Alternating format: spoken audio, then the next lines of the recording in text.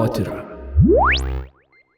Tai ką, sveiki visi tinklalaidės Kūrybotyra klausytojam ir šiandieną sveikinamės ne tik mes dviese su Augustinu Balaišiu ir Milda Gaulinė, bet turime ir studijoje svečią. Tai man labai iš tikrųjų malonu pristatyti Saulių Keturakį ir man kažkaip Saulius visada tiesiog dėstytojas yra, nes nuo pat bakalauro laikų buvo Saulius mano ir bakalauro darbo vadovas ir vėliau magistro studijose daug turėjom tokio bendravimo, tai man kažkaip Saulius visada dėstytas, bet žinom, kad tikrai turit daugiau titulų ir panašiai, o kaip save mėgstat pristatyti, gal tiesiog taip ir pasakykit. Sveiki gyvi. Saulius vardu geriausia, tai kaip gimiau, toks ir liksiu, turbūt kaip pasakyta frazė laki. Taip. Bet žinom, kad tyrinėjimo laukas ir visas humanitarinių, socialinių, tas filosofijos, medijų, čia yra labai daug temų į tą susiveda. Tai mes truputėlį gal šiandieną ir paliesim jas vienais ar kitais aspektais per visą tą kūrybiškumo temą, gerai? Žinoma. Puiku, tai pasikalbam. Tai mes tada gal ir leidžiamės iš karto į tos tyrinėjimus ir nežinau, kokių tų, Augustinai, nes mes irgi nerežisuojam, nesiderinam, kokius klausimus uždavinėsim, mes leidžiamės į tą kūrybinį, kaip čia nuotykį visą laiką dažniausiai. Tai man toks iš karto klausimas, gal čia startuotume ir pradžia tokia būtų, man įdomu, Sauliau, išgirsti iš jūsų požiūrio kampo, ar kūrybiškumas yra universali žmogaus savybė, ar kultūrinis konstruktas, kuris, tarkim, keičiasi priklausomai nuo laikmečio ir vietos. Kaip į tokį pasvarstymą galėtumėte atsakyti? Atsakyčiau taip, ir viena ir kita, be jokio abejo, kūrybiškumo turinys istoriškai žiūrint labai kinta. Šiandien tai, kas suprantama, kas yra vadinama kūrybiškumu, neturi nieko bendro su romantinio genijaus termino, nieko bendro neturi su viduramžių kreacijo ar turinys visuomet kitas yra, bet antropologiškai be jokio abejo žmogaus būtina savybė yra kūrybiškumas. Metafora yra viena iš kūrybiškumo formų ir yra tokių baisių ligų. Dėl auglio ar dėl traumos žmogus gali nustoti gebėti kurti metaforą ir tuo pat metu žmogus nustoja gebėti kalbėti, kitaip sakant, komunikacija, kiekvienoje akimirka greičiausiai yra kūrybiškumo forma. Bet čia labai įdomi ta tema apie negebėjimą kurti metaforų. Ar jeigu tai ištinka kalbinė prasme, lieka kažkoks vaizdinis dar kaip sprendinys arba jau čia paveikia ir visas rytis? Apskritai, ta perkeltinės reikšmės gebėjimas išnyksta asociacijos būdu. Čia didelė tema, nes lyginant, pavyzdžiui, vakarų kultūras ir kinų kultūrą, kuri vizualios yra prigimties, tai kinas ištiktas tos ligos negali susirašinėti, bet gali kalbėti. Vakarietis ištiktas tos ligos negali kalbėti, bet gali susirašinėti. Tai, kitaip sakant, tas irgi gebėjimas komunikuoti perkeltinėmis prasmės, kitaip sakant, nuolat kažką tai kurti skirtingose kultūrose net gali būti visiškai kitaip pasireikšti. Mhm. Tikrai taip. Ir dar su tuo gal susijęs iš karto, kaip apibūdintumėt kūrėją patį, ar nežinau, tas, kuris karpo snaigės kalėdoms ant langų jau gali būti laikomas kūrėjų vienam ar kitam kontekste, nuo tų jau didžiųjų kūrėjų, kuriuos mes lyg tai įvardinam ir truputį iškeliam aukščiau kur nors. Ne, tai čia be jokio abejo, kad šeimoj turbūt vaikui užtenka pakarpyti kokią snaigę ir visi džiaugiasi jo rezultatais, koks jis didis kūrėjas. Bet mes greičiausiai kalbam apie tuos, kurie yra visuomenės atpažįstami kaip kūrėjai. Ir iš esmės tai yra susitarimo reikalas būto laikų. Sakykime, 19 amžiaus pabaigoje buvo labai mėgiamas toksai žanras kūrybinis, labai keistas, šiais laikais beveik tokio neaptinku, rašyti recenzijas apie knygas, jų neskaičius. Oskaras Vaildas labai mėgo tą daryti. Taipogi Polas Valerija apie Marselį Prustą tyčia jo neskaitęs, prarastą laiko beieškant rašė recenziją. Kodėl? Labai paprastas argumentas. Recenzija yra ne apie tekstą, recenzija yra apie visuomenės reakciją į tą tekstą. Ir jeigu visuomenė pažįsta kažkur tai kažką tai gero, įdomaus, būtent apie tai reikia rašyti, kaip jį tą atpažįsta, koks turinys to atpažinimo, kokias iliuzijas sukrauna į tą vieną ar kitą kūrinį. Tai svarbiausia yra visuomenės dėmesio kryptis ir jei jinai kam nors kaip malonė tenka, tas ir yra kūrėjas. Nu taip. Ir skirtingose turbūt laikmečiuose ir kultūrose ir susitarimai skirtingi vyksta ir mes čia vėl turim. Ir aktualijos kitokios. Taip. Be abejo, būta laikų, kūrėjas labiau atrodė toks amatininkas, jisai netykojo mūzos ir nelaukė, kol ateis įkvėpimas. Bet tiesiog žinojo, kad jisai turi padaryti kažką tai pagal tam tikras taisyklės. Atvirkščiai būta laikų, kai nieko kito nebuvo daroma, tik tai lūkuriant, kada ateis įkvėpimas, tai galėjo trukti 10 metų, pavyzdžiui. Čia tokia įdomi naujiena, skaičiau ir net ir su Jonu pasidalinau, su juo kartu su abejom, ar čia tiesa ar ne, bet lyg ir Airijoje yra taip teigiama, kad jeigu tu deklaruoji, kad tu nesi menininkas ir kuri meną, tai gali pretenduoti į 1500 eurų stipendiją, kurią praktiškai gali gauti iki gyvenimo galo ir tau reikia užsiimti tik tais tuo, ko tu užsiimi, tai ten ar tapai, ar kažkokia audi, tekstilė ir taip toliau. Bet mano yra klausimas irgi žiūrint į, tarkime, į žmonijos istoriją, kokią nors, sakykime, Egipto laikus.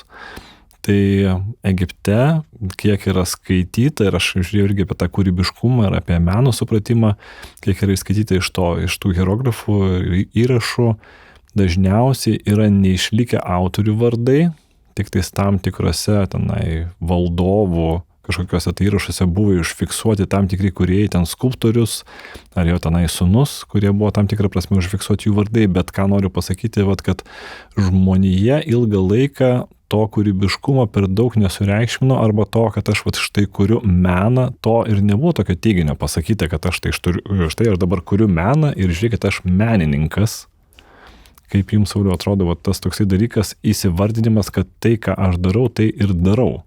Arba nežinojimas, ką darau, bet kažką darau, o tai galbūt ir yra kūrybiškumas.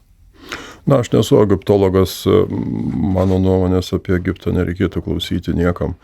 Bet tiek, kiek, sakykime, tas pats kūrybos terminas yra taikomas žmogiškai meno kūryboje, o tai iš esmės nuo Sarbievius. Sarbievius, pirmasis lietuvis pasaulinėme kontekste, tą kreaciją priskyrė žmogui. Tai nebe Dievo ex nihilo kūrimas, bet žmogaus kūrimas. Žinomi visiems dalykai. Tai visuomet kūryba buvo kažkokios išskirtinės patirties komunikavimas. Būtent tas patirties išskirtinumas buvo svarbus. Ne šiaip savo, jeigu žiūrint statistiškai, ta statistika nuo 19 daugmaž amžiaus buvo vedama.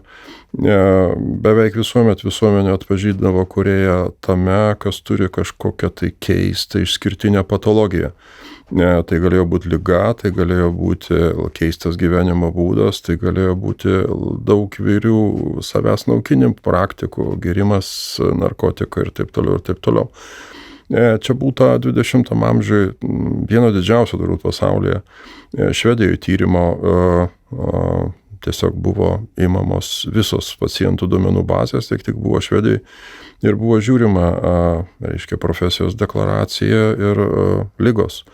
Na ir kaip aiškėjo, kad visi beveik, kurie deklaravo, kad jie yra kokių nors laisvųjų kūrybinių profesijų atstovai, visi sirgo kokią nors psichinę ligą, buvo alkoholika ir jiems kas nors kitaip blogai buvo. Visuomenė tokius žmonės žiūrė, kad štai jie turi patirčių kurias visai būtų pačiam galbūt jų kailį įlysti, tą kryptim paėjėti, nei šis, nei tas, su miščionis, man reikia kavos ir bandelės rytais, o ne tiktinės butelio, bet vis tiek įdomi yra patirtis to žmogaus, kuris save iš paskutiniųjų griauna, naikina ir apie tai bando papasakoti pasauliu. Tokia kūrybinė diagnozė. Taip. Iš tikrųjų taip, mes net ir lietuviškose pasižiūrėdami kūrėjų, kaip sakant, aruoduose, mes pasidomėdami biografijomis visuomet aptiktume vienokį ir kitokį, tokį trauminį motyvą, ypač modernesniaisiais laikais. Tai dar vienas toksai faktas yra keistas, jeigu įvyksta kažkas tokio labai, bet ta patirtis yra visų vienoda, neišeina apie tai komunikuoti. Sakykime, 18 metų praėjusio amžiaus vadinamojo ispaniškojo gripo pandemija, 500 milijonų žuvusių per visą pasaulį mirusių. Yra vos 2-3 romanai apie tai parašyta. Nes tu negali papasakot kitam, kas patyrė tą patį, niekam neįdomu, aš visą tą žinau, reikia mums išskirtinių patirčių. Ir tada yra kūrėjas. Ir dabar turbūt kiekvieno kūrėjo užduotis yra sugalvoti kažką tai, kas būtų kitaip. Ką bent jau visuomenė atpažintų kaip kažką tai kitą, ir tikėtis, kad bus pastebėtas. Tai čia tam tikra tokia formulė, ar ne, kuo užsiimti, ką komunikuoti, ką kurti, kad tai būtų įdomu ne tik tai tau pačiam, bet ir platesniam žiūrovų ratui, kažkokia auditorijai platesniai. Tai maždaug nuo 19 amžiaus vidurio sakoma, kūrėjai staiga suprato, jog jie turi žiūrovą, jie turi skaitytoją, jie turi klausytoją. Iki tol tarsi balsas viduje kažką sako, sakyk ar grok ar kažką piešk. Ir pieši. Bet paskui atsirado tas auditorijos pojūtis ir formulė, kuri 20 amžiaus pradžioje atsiranda. Jinai skamba taip, menas ir kūryba yra tai, kas yra kas kita nei kasdienybė. Formulė yra labai paprasta, jeigu grožinė literatūra savo kalbėsena nieko nesiskiria nuo bulvinių blynų recepto, tai vargu ar galėtų būti kūryba, nepaisant to, kad ten labai gerų, labai skanių bulvinių blynų receptas. Bet jeigu kažkas yra tokio, su kuo kasdienybėje nesusiduri, viskas dėmesys atkreipiamas, čia yra ta vadinamoji sukeistinimo technika. Tik tiek paradoksas, kad šiais laikais, sakykime, tai apsiverčia aukštyn kojom. Tai kaip tik norėjau klausti, ar čia nėra dabar, kad perėmė kitą. Menas visuomet būdavo sudėtingesnis nei kasdienė komunikacija, bet šiandien kai kuriais atvejais menas ir kūryba yra paprastesnė nei kasdienė komunikacija, kuri yra labai sujaukta, labai sudėtinga, labai įvairiaspalvė. Ir, sakykime, toks Instagramo žinia, sakoma, išgelbėjo poeziją. Nes būta momento apie 2010 metus, kai per metus 1% amerikiečių perskaitė eilėraštį per metus. Ir paskui staiga tie procentai šoka aukštyn, kas atsitiko, visi žiūri, staiga visi skaito Insta poeziją. Kokie tai eilėraščiai? Tai yra banalūs labai eilėraščiai klasikinės kūrybos požiūrį. Tai vokadas, pavyzdžiui, eilėraštis ir viskas. Kodėl tai yra skaitoma, kodėl tai yra taip populiaru, tai yra visai kitaip nei kasdienybė, tai yra tas paprastumo terapijos piliulė, kuri šiandien yra terapiškai labai reikalinga. O tai mes galėtume dabartiniam laikam tą kūrybinę diagnozę nustatyti, kokia čia dabar yra stadija? Ta prasme, Milda manęs klausė, ar čia ta diagnozė vis tiek yra kitaip kažkas tai. Tik tiek, kad dabar kitaip yra gerokai greičiausia paprastesnis. Gal kitaip aš atsakysiu. Labai gerai Stephenas Kingas, žinomas rašytojas, yra atsakęs į panašaus tipo klausimą. Jis yra pasakęs, kad kūryba yra tikrovės koncentratas. Tai yra ta pati tikrovė, tik tiek, kad jinai padaryta taip, kad mums nebereikia sukti galvos, kas tai yra, jinai gaunama tokiu grynų pavidalu. Tai šiandien kūryba yra pernelyg dideli informacijos srautai, kad mes pajėgtume su jais susitvarkyti, atsiranda tokios diagnozės kaip nuovargio visuomenė. Mes, kaip pasakyta, pavargę pernelyg kuo nors būti. Mes nebesame niekuo, tušti visiškai, mes nebespėjom nieko. Ir ko tokioje situacijoje reikia? Mums tokioje situacijoje reikia būtent iliuzijos ir vilties, kad kažkur dar yra tokios paprastumo salelės.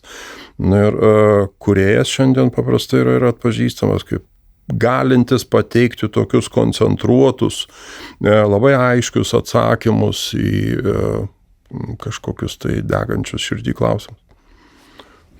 O dar kalbant apie tą kūrybiškumą ir įkvėpimo ieškojimą, žiūrint tą patį Tolkieno Žiedų valdovą, tada Harry Potterį, Kopą, esu matęs irgi tokių hipotezių, kad šitos knygos arba romanai buvo parašyti tiesiog žiūrint į tuometinį pasaulį, žiūrint į politinę situaciją, į kažkokią tai geopolitinius karus, pasipriešinimus, susipriešinimus ir iš esmės netgi esu matęs, pavyzdžiui, išnarstytą kažkurią tais Hario Poterio knygos dalį, kuri iš esmės yra parodoma Didžiosios Britanijos politinio gyvenimo kontekstas, kur yra pakeistos premjerų, parlamento narių pavardės ir jie iš jų padaryti personažai ir jie įveiklinti tame pasaulyje.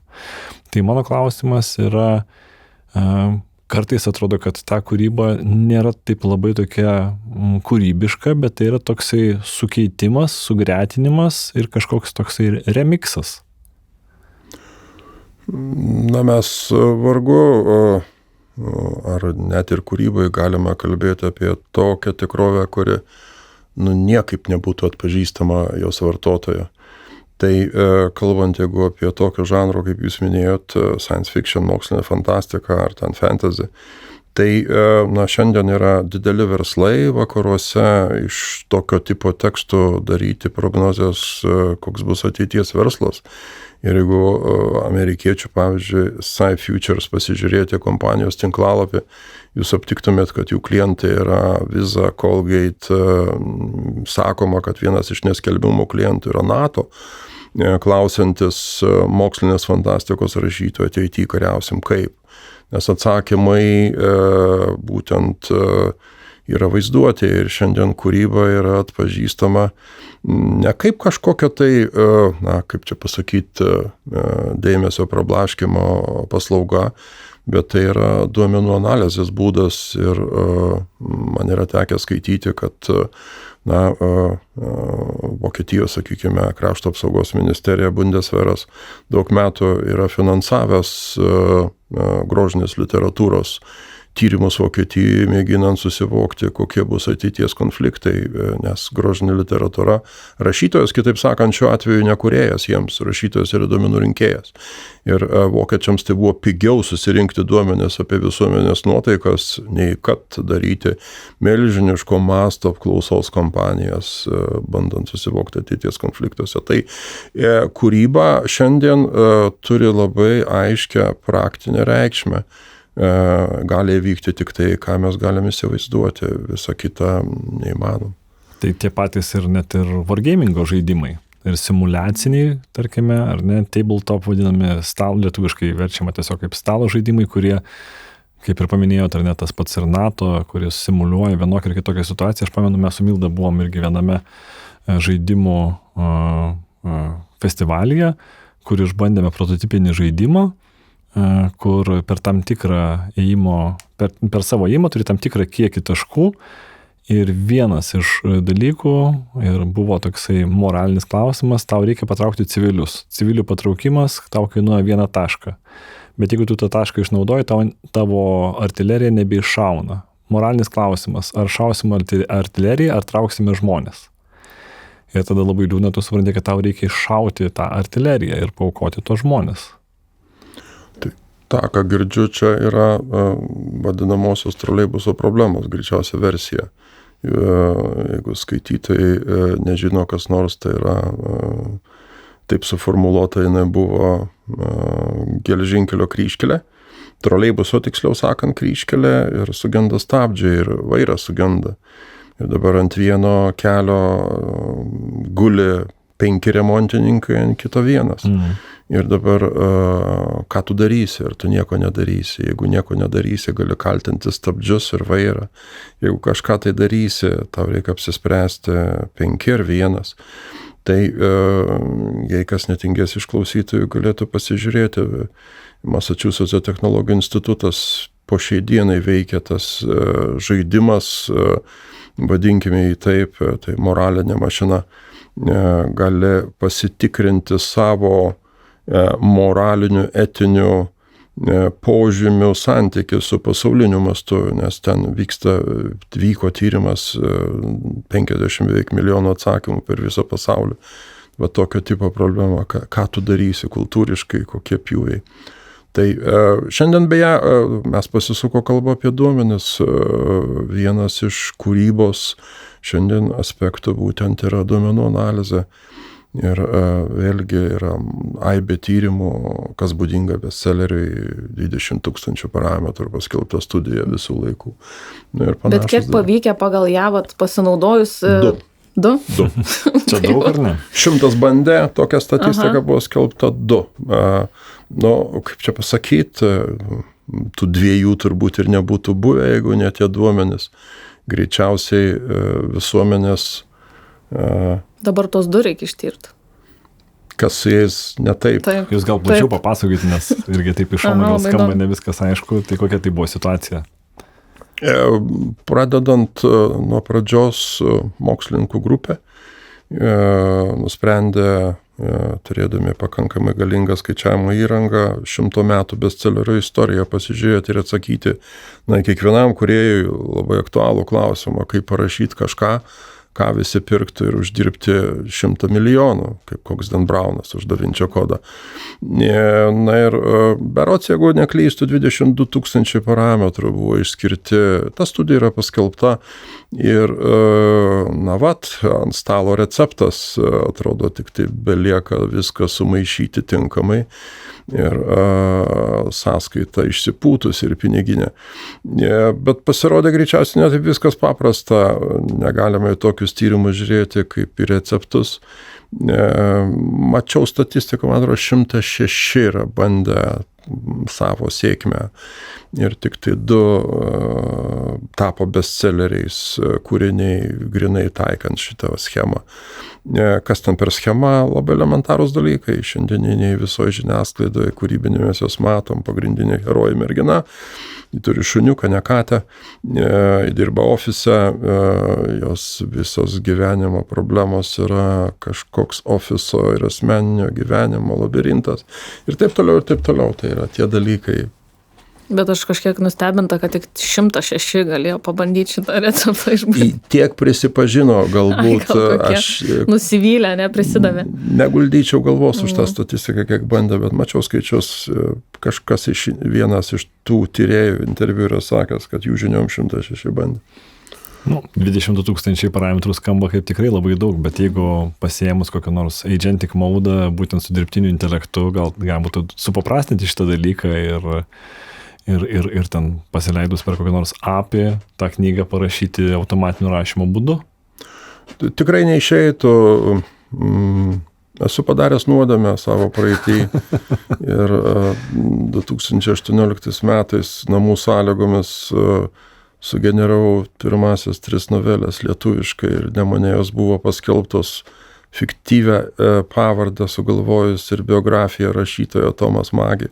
Kam įdomu, pasigūglinkit. 100 lietuvių romanų buvo panaudota apmokymui ir labai greitai paaiškėjo, kad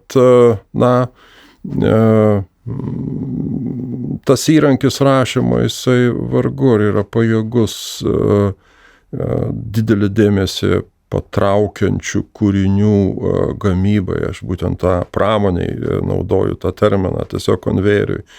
Nes labai paprastas dalykas, klausytojas turbūt žino, kad visi dirbtinio intelekto produktai, tie vadinamieji didieji kalbos modeliai, veikia pačiu paprasčiausiu, tai yra tikėtiniausių vienoje ar kitoje situacijoje galimo žodžio principu. O mes visuomet tuomet gaunam kažką tokio labai mums gerai žinomo iš kasdienybės, iš tos pačios dažniausios, pačios tikėtiniausios vartosenos. Tai jeigu kam nors iš klausytojų vis tiek dar yra neaišku, kaip veikia ChatGPT, pagalvokit apie eilėraštį, kokį tiksliai eiliuotą, kai ten gėlė, jeigu kitoje eilutėje jūsų klaus koks rimas, greičiausiai sakys, kokia žolė ar ten valėlė. Ta prasme, tas kalbinis, kultūrinis automatizmas, kuris mūsų kasdieniai komunikacijai labai gerai atpažįstamas, yra naudojamas kaip tos vektorizacijos terminą naudojant principui. Todėl bestsellerį parašyti neįmanoma, nes visuomet išeis bulvinių blynų receptas, visuomet gerai žinomas. Ir nukaus dėmesį kartais. Taip, bet man dar įdomu tokią temą truputėlį kryptim pasukt, visą laiką apie kūrybą, žiūrim to tokio rimtumo, gal tokio liktai net sunkumo prasme, tokį uždedam svorio tam, ne? Ir man tai įdomu visada, kiek kūrybiškumo sunaikinam norėdami būti per daug rimti kartais. Kaip iš šitą pažiūrėtumėt aspektą, kiek kūryboje reikia kaip tik to lengvumo ir gal tokio paprastumo, o kiek mes kartais ir sunaikinam, kai norim čia labai kažką rimto, tuo čia sėsiu ir sukursiu kažką čia wow ir savo spaudimo to sukuriu. Tai mūsų kultūra mus yra įpareigojusi ir kiekvienas tą naštą nešiojamės nepraleist gyvenimo be prasmės. Toks yra imperatyvas. Tėvai mums tą sakė, seneliai mums tą sakė, kažkurių momentų mes patys savo tą pradedam sakyti ir mes tampame savo pačių tokiais prievaizdais ir kažkaip tai kūryboje lygiai taip pat tie dalykai atsispindi, jeigu sėdi kažką kurti, kažkaip nei šis, nei tas kurti be jokio tikslo vien tam, kad tau pačiam būtų linksma. O galbūt dar 5 žmonėm būtų linksma tam tokiam, nežinau, kažkokiam tai betiksliam laisvalaikio praleidimui. Bet mano asmeniniu požiūriu tai kažkokio tokio akmens kaip girnapusės po kaklu, būtinai įsipareigoti, būtinai kažką tai prasmingo sukurti. Čia vienas iš tokių turbūt kvazi įsipareigojimų savo civilizacijai.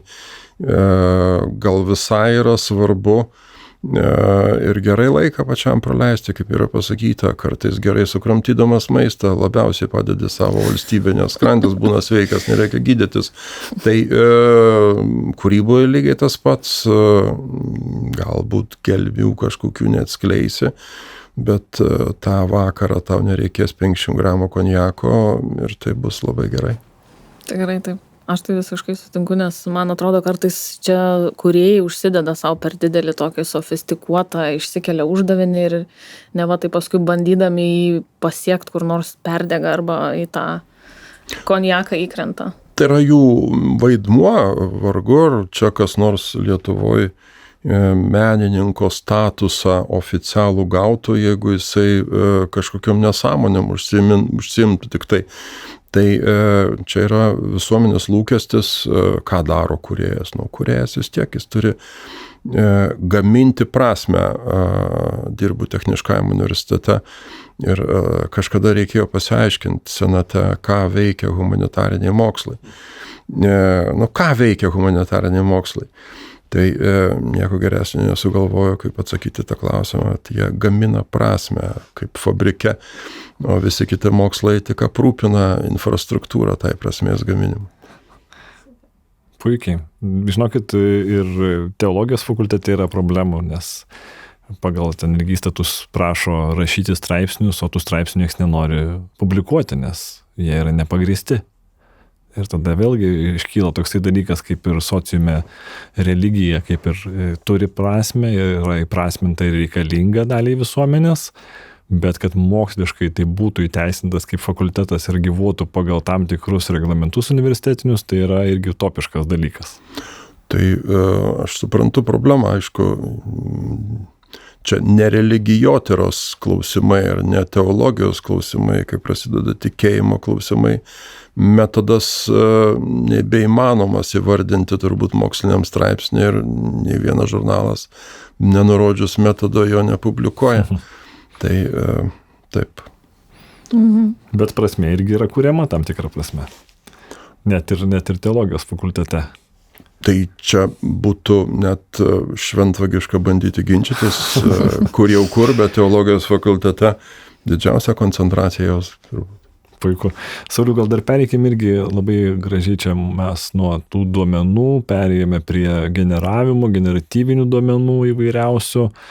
Ir jeigu dabar padarytume tokį šuolį prie, paprašysiu jūsų pabūti tokiu mokslinės fantastikos kūrėjų, rašytojų ar bestsellerių autoriumi, tam pačiam Nemune ar dar kokiam nors kitame žurnale.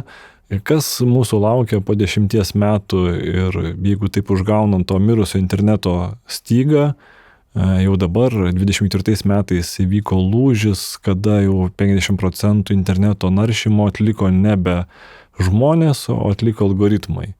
Ir ta tokia simulacija, tas pasaulis, didžiosios korporacijos irgi kalba apie tai, kad mes jau nieko nebereikės mums kurti, kūrybinių agentūrų galima bus atsisakyti, socialinio marketingo agentūrų, komunikacija bus daroma automatiniais algoritmais, tiesiog galėsi iš meniu pasirinkti tau patikusi, labiausiai veikiantį arba tau adaptuotą, sakykime, kažkokį tai receptą. Kas mūsų laukia ir kokia prasmė, kaip mes po 10 metų, jeigu tai tikrai nebebus to dabartinio, to tradicinio mūsų seno, gero, kabutėse interneto, ką mes veiksim? Po 10 metų labai ilgas laiko tarpas, bijočiau taip toli prognozuoti, bet gerai, dabar viena situacija labai ryški ir nežinau, ar jinai išliks. Net studentiškai auditorijoje tai yra akivaizdu, atsirado studentų, kurie ėmė puikuotis seno modelio mobiliaisiais telefonais, o jei kas nors turi telefoną, kuriame nėra interneto, visiems seilė tysta matant tokį, ten Nokia 3310 kažkada kažkas turėjo, tai susižavėjimo žvilgsniai buvo tiesiog neįtikėtini. Ką tai rodo? Akivaizdus vienas yra dalykas, visi yra pavargę. Vienas pagrindinis turbūt šiandien diagnostinis toksai simptomas. Ir vieniems tą nuovargį jie mato spręsti detechnologizacijai, net ir kūrybinių procesų. Visi yra pastebėję, kaip kleksti ta vadinamoji distraction free technologijų rinka. Ar tai būtų Remarkable, neva popierinį ant popieriaus rašymą simuliuojantį planšetę, ar amerikiečių FreeWrite rašomųjų mašinėlių gamintojas, net ir lietuviškas šriftas tenais yra instaliuotas. Tai čia tas detechnologizacijos posūkis jis yra akivaizdus. Fotografuoti skaitmeną, bet kažkokia ankstyvąją, kur pikselis yra centimetro dydžio, ten nuotrauka telpa 10 pikselių. Visas kažkas tai tokio žemo technologinio lygmens. Tai vienas posūkis. Greičiausiai šita kryptis intensyvės ir labai gerai atsimenu Zalcburge kažkada, tai einu gatve, žiūriu minia žmonių pro langą, žiūriu į vidų, kas ten iškaba kabo rašytojas, kas tai sėdi žmogus prie stalo, žąsis plunksną turi, jisai rašo. Visiems labai įdomu, kaip tai vyksta, kaip atrodo rašymas.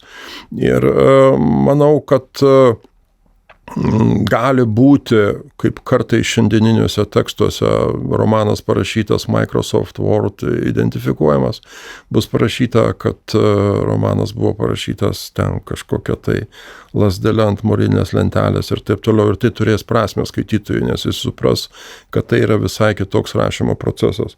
Kita kryptis, kuri šiandien yra akivaizdi, tai dar intensyvesnė algoritmizacija. Beje, vartotojui algoritmų kurta kūryba, kaip rodo apklausos, yra neprimtina bent jau šiandien. Niekas nenori matyti. Bet to priežastis yra labai keista. Grįžtam pokalbio pradžią. Kūryba turi atsirasti iš kažkokio tai kentėjimo arba keistumo. O jeigu tu sugeneravai ten, kasydamasis pakaušį, neribotą kiekį teksto, atvaizdų ar muzikos, ir ką nori, yra per lengva. Ne, vartotojui tai nereikia. Jį nori matyti tave kenčiantį, nes kančia tarsi garantuoja kažkokį tai išskirtinumą. Bet ta kryptis yra labai stipri, totalios algoritmizacijos, ir čia jau daugybė balsų vienas per kitą. Vieni sako, tai bus totalus gėris, nes mes ką gausim begalę laisvo laiko. Jau kartą yra buvo 20 amžiaus 70-metį, kai kaip ir teksto projektas buvo pradėtas Amerikoje, kad atseit mes turėsim begalę laisvo laiko ir rašysim poeziją, kaip įsivaizdavo šito projekto kūrėjai. Nieko panašaus pasirodo neišėjo, kaip toliau gėrėm alų, taip ir toliau greičiausiai gersim. Ir leisim laiką be jokios prasmės. Tai manau, kad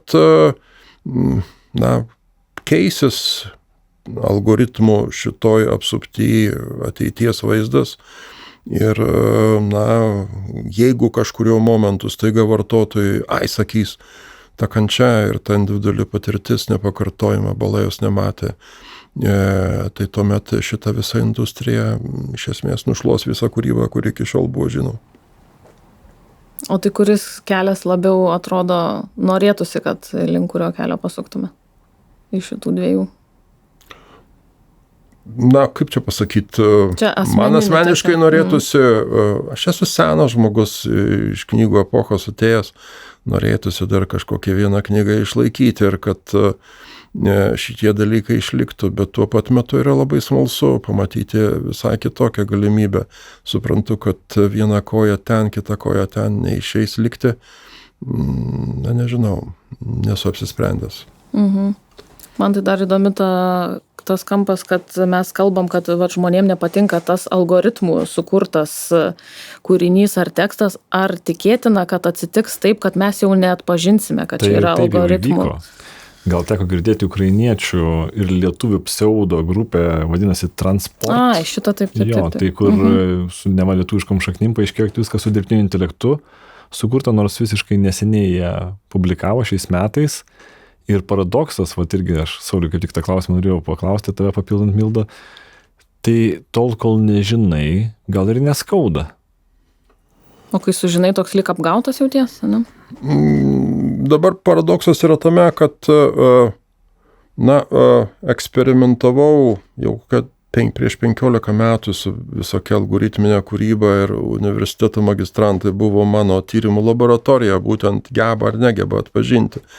Ir prieš 15 metų jokio absoliučiai nebuvo pojūčio, koks skirtumas tarp tų dalykų, tarp algoritmo ir žmogaus. Šiandien tas pojūtis atsirado, ir kartais jisai labai skausmingai kūrėjams kainuoja, sakykime, be šiandieniniai rašytiniai komunikacijai tie bullet pointai yra absoliučiai sukompromituotas dalykas. Neduok tu Dieve, tu išdėliosi savo tezas, jais pasinaudodamas. Kiekvienas atpažins, kad čia GPT padarė. Viskas baigta su tavim čia. Nurašytas. Aš esu girdėjęs, kad net svarstant doktorantų pateiktus projektus, stojant į doktorantūras, vienam Lietuvos universiteto pamatė tos bullet pointus, metė iš karto iš šono. Niekaip nerodė žmogus, kad čia yra jo darbas. Tai šiandien yra išties atsiradęs labai labai stiprus pojūtis, kieno tekstas, ir tas pojūtis atsirandęs iš tokio stiliaus tolygumo, kuris šiaip žmogui nėra būdingas. Net vieno universiteto nurodymuose, kaip vertinti baigiamuosius darbus, yra pasakyta, kad jeigu stilius tolygus ir viskas ten labai gražiai, reikia žiūrėti labai atidžiai. Tai čia tas pojūtis šiandien yra stipresnis nei praeitį. Bet aš girdėjau, kad kai kurie prašo kaip tik tai į palieka klaidą, įmeta kažkokį netikėtumo, kad ne va tai apgaut, kad nebūtų to per to lygaus stiliaus ir per to švarumo. Bet mes turim pavyzdžių, kad ir susimaišoma, vat čia fotografas neseniai buvo kaip diskvalifikuotas, nes jo fotografija buvo pripažinta ne va tai sukurta dirbtinio intelekto, nors ten jisai iš tikrųjų flamingą tą tokį, nežinau ar matėt, užfiksavo ir nufotografavo, bet buvo atmestas iš konkurso ne va tai dirbtinio intelekto produktas. Tai mes lyg tai kartais atpažįstam, kartais truputėlį ir pasimetam tame.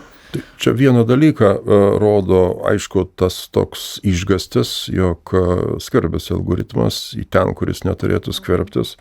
Na ir mes akivaizdžiai diskriminuojam mašinas, jos negali kurti, mes sakom, jos gali ten, ką nori, tą daryk, bet į kūrybą nelįsk. Ir kažkur skaičiau, kad Teksaso valstijoje Amerikoje kūrėsi dirbtinio intelekto įrankių teisių gynimo asociacija, kuri bandys kovoti už lygiateisiškumą.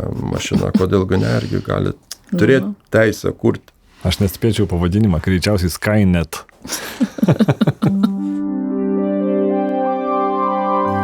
Kūrybotyra. Prenumeruok, spausk patinka ir dalinkis su draugais. Taip pat gali mus paremti Contribui platformoje. O dar, Sauliau, grįžkime prie tos algoritmikos. Labai įdomiai čia užkabinote tą tokią natą. Prisiminiau serialą Black Mirror, tas juodasis, ar čia reiktų versti aklasis veidrodis, neatspindintis niekur. Ten buvo viena serija apie du žmonės, nežinau, ar teko matyti ar ne, kur labai keista serija, nenoriu per daug išduoti, bet iš esmės žmogus ieško savo antros pusės.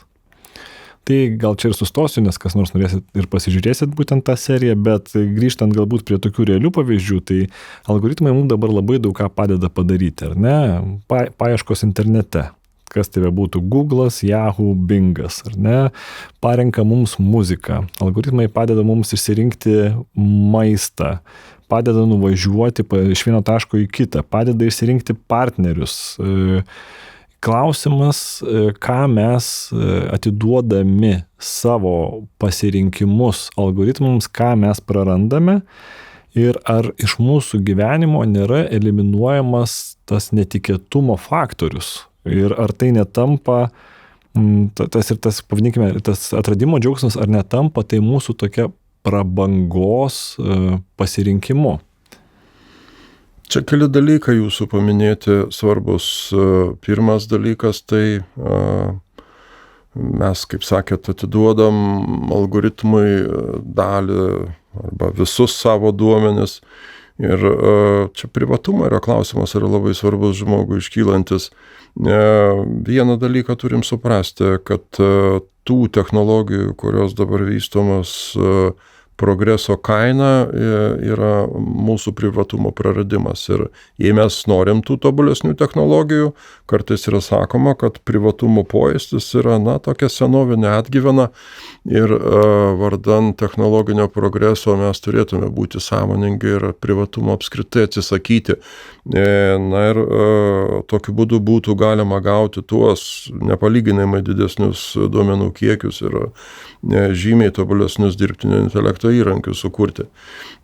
Dabar, viešpatie Dieve, užkrito antroji ta dalis.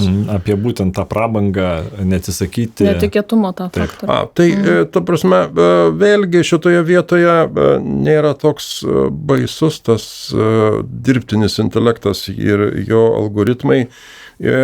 Problema, kuri išryškėjo šiandien, yra labai paprasta. Dirbtinis intelektas yra apmokytas duomenimis, kuriuos mes esam palikę, su visais savo mąstymo trūkumais, klaidomis ir kitomis panašiais dalykais. Norėčiau atkreipdėmėsi klausytojų besivystantį pasaulio taip vadinamųjų jailbreak, tai yra nulaužiančių dirbtinį intelektą, didžiuosius kalbų modelius, ne visus dirbtinio intelekto tipus, bet judėjimą, kai speciali kalbinė inžinerija leidžia išjungti visus draudimus ir tuomet nebe algoritmas mums parenka pagal tai, kas jam leista ar neleista, bet tu kaip kūrėjas įgyji galią daryti, ką nori. Tai nėra taip labai paprasta, kaip aš čia dabar pasakiau, bet nėra tai labai sudėtinga. Siūlau lietuviškai užkalbėjimų terminą užkalbėti dantį dirbtiniam intelektui.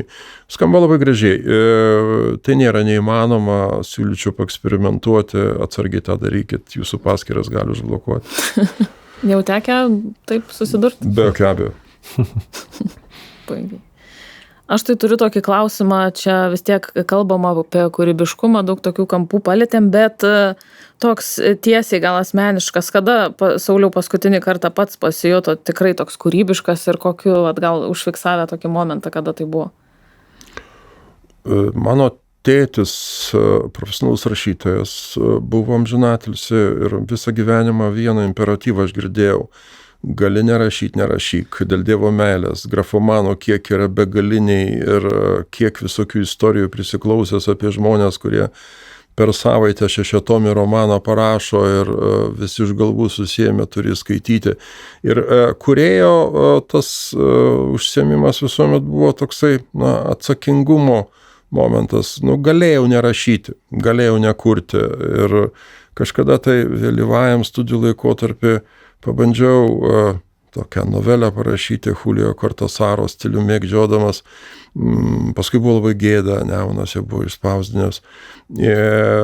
Visuomet, Milda manęs paklausė, kada pasirytau kūrėjų, visuomet stengiausi išvengti šito pojūčio. Kad niekad nedariau nieko, kad būtų galima pavadinti tai kūrybą. Tol kol, vėl grįžtu prie to savo keisto eksperimento pavadinimu Tomas Magi, kai išsprendžiau tą tėvo priesaką, gali rašyti, nerašyk. Tokiu keistu būdu parašiau rašytojas už mane sukūrė, tai mano rankos ir sąžinė liko švari. Buvo keistas pojūtis, iš tikrųjų, tarsi paleidau į pasaulį tokį demoną. Ta istorija vos nesibaigė blogai, nes man ėmė perdavinėti linkėjimus nuo Tomo Magi. Ir paskui teko atskleisti visą šitą avantiūrą. Tai čia šitas atvejs toks, ne? Toks vadintelis, jo, bet taip toks netiesiogiai, nes būti kūrėjų kažkaip tai, atrodė, galiu nebūti. Jeigu galiu nebūti, tai kodėl aš turėčiau tą daryti? Aš dar paantrinčiau, dar Mildos tam klausimą papildyčiau. Ar neatrodo keista, kad, pavyzdžiui, Lietuvoje galima gauti kūrėjo statusą? Gali priklausyti ar fotografų sąjungai, Lietuvos dailininkų sąjungai, Lietuvos tarpdisciplininių kūrėjų sąjungai. Ir, tokia vieša paslaptis, kad daugelis tų menininkų arba kūrėjų siekia to statuso tam, kad nereikėtų susimokėti valstybei sveikatos draudimo, to vadinamo PSD. Tai valstybė gali pripažinti, kad tu esi kūrėjas. Bet ar tikrai to reikia, kad tu galėtum būti kūrėjas ir nepripažintas valstybės? Čia tokia turbūt europietiška tradicija, aš kartais savo taip vadinu, kad nepaisant laisvų ir liberalių visuomenių, kūrėjas stengiasi tapti kažkokios institucinės sistemos dalimi, įgyti tam tikrų juridinių galių ar teisių, mažesnius mokesčius mokėti, dar kažką tai. Kai susidūriau su amerikiečių rašytojais, labai nustebau visiškai atvirkštiniu požiūriu. Priklausyti kokiai organizacijai, neduok diev, kokį grantą gauti, tai yra totali išdavystė, po kurios visi nuo tavęs nusisuks. Na ir jeigu tu esi rašytojas, gali neklausti, ką tu veiki. Rašytojai plauna langus, dirba, galima būtų sakyti, tokius mažiausiai biurokratizuotus kažkokius tai darbus, kurie duoda galimybę prasimaitinti, bet rašymas turi likti nepriklausomas. Na ir man yra vienas jų atsiuntęs, vieną turbūt autoritetingiausių literatūrinių žurnalų amerikiečių, kaip jisai atrodo. Jisai neturi spalvotų nuotraukų, jo šriftas yra bilekoks, nes kaip autoriai atsiunčia redakciją lapus ar mašinėlę ranka, jie taip prisegami yra ir jis yra pabrėžtinai niekieno nefinansuojamas, jis niekam nepriklausomas, yra gryna švari kūryba. Tai čia turbūt istoriškai yra susiklosti šitie dalykai, ta europietiška, lietuviška tradicija, skandinaviška tradicija. Tai valstybė viena vertus pasiūlo tam tikrą infrastruktūrą, kūrėjas mielai ją priima. Tai Amerikoje šito atvirkščiai aš neaptikau ir labai nustebau, kai paklausiau, gal jūs dėstot kokiam universitete, dėl Dievo meilės, sako, ne, aš planų langų. Puiku. Tai gerai, tai mes, man atrodo, jau judam link pabaigos ir tikrai kūrybinių metodikų mes pabaigoje dažniausiai pasidalinam kokią nors kūrybinę metodiką. Bet kai turim svečią, prašom, kad svečias pasakytų, parekomenduotų kažkokią kūrybinę metodiką ir pasidalintų su mūsų klausytojais. Čia gal ir prigaunam tokiu atveju, bet galima tiesiog iš savo naudojamų, galima iš girdėtų arba kokių nors netikėtų. Na, bėda ta, kad dėsto visokias kūrybinės metodikas ir tų metodikų panorama galvoje yra per didelė, jog nors vieną siūlyti skaitytojam, nuo tokių kaip Synectics, taip jinai vadinasi, dėka kurios atsirado čipsai, Pringles ir panašiai. Vieną dalyką klausytojam tikrai rekomenduočiau ir patarčiau, jeigu kūrėte, kurkite tol, kol patys pajusite, jog tai yra verta, jums patiems įdomu ir tai yra kūrinys, kurį verta parodyti. Jūsų vidinė intuicija atsakysite klausimą, kas tai, jeigu jums jaučiasi kad ne, geriau to nedarykit ir užsimkit kažkuom tai kitu, daugybė yra smagių dalykų, kurių verta pabandyti. Tikrai taip. Labai ačiū už patarimą, už metodiką ir už tai, kad šiandien sutikot ateiti ir su mumis pasikalbėti, tai tikrai labai įdomu buvo. Ir aš dar tradiciškai paklausiu, ar dar, Sauliau, gal dar kažkas liko nepaminėta, ką norėtumėt pabaigai pasakyti? Ar pridėti, pridurti, prilipdyti? Kad ne, turbūt jau viską pasakiau ir per daug turbūt jau netgi pasakiau, kai ką reikėtų ištrinti. Ačiū Jums už pokalbį. Puiku. Labai labai ačiū. Ačiū, kad atėjote. Ačiū labai ir iki kitų susiklausimų ir pasikalbėjimų. Ir be abejo, sekit Kūrybotyros naujas tinklalaidės epizodus ir galit susirasti mūsų Contribui ir tiesiog pavaišinti mūsų kavą. Tai šiandien tinklalaidėje svečiavosi Saulius Keturakis, o kalbėjosi Augustinas Balaišis, Milda Gaulienė ir prie pulto sėdėjo Jonas Matusa. Ačiū visiems. Ačiū. Sigriausiu.